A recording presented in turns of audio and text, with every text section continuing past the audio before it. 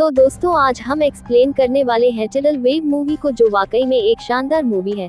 तो चलिए बिना किसी देरी के हम मूवी देखते हैं। मूवी की शुरुआत होती है और हम देखते हैं हवाई शहर को, जो एक सुंदर सिटी है और हजारों की तादाद में मुसाफिर वहां घूमने आते हैं।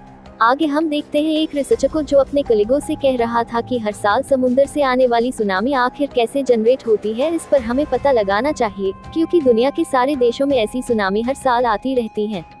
लेकिन इस शख्स को पता था कि इस साल शायद हवाई में भी ये भयंकर सुनामी आ सकती है। लेकिन उसका स्टाफ इस शख्स की बातों को अनसुना कर देते हैं और कोई इन बातों पर ध्यान नहीं देता। एक बार एक रिसर्चर को पता लग जाता है कि कुछ दिनों बाद पानी के अंदर एक भूकंप होने वाला है, और किसी ने इस पर ध्यान नहीं दिया तो उस भूकंप से उठने वाली लहर सारे शहर को नाबूद कर देगी। बाकी मूवी में 4 दोस्तों की कहानी दिखाते हैं, लेकिन दोस्तों ऐसी फालतू बातों को साइड में रखते हैं और मेन बातों पर आते हैं।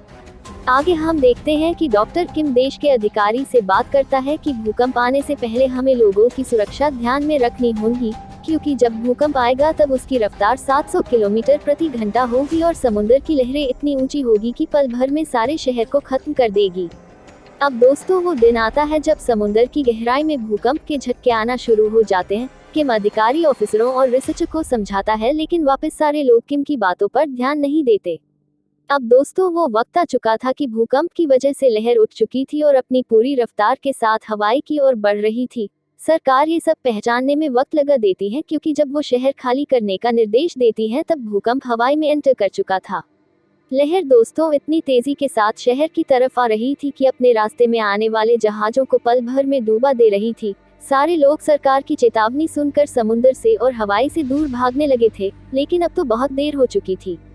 लहर की एंट्री के साथ सारे लोग डर जाते हैं और सोचते हैं कि इससे बचना अब मुमकिन नहीं है। आप अपनी नजरों से देखिए तबाही का मंजर।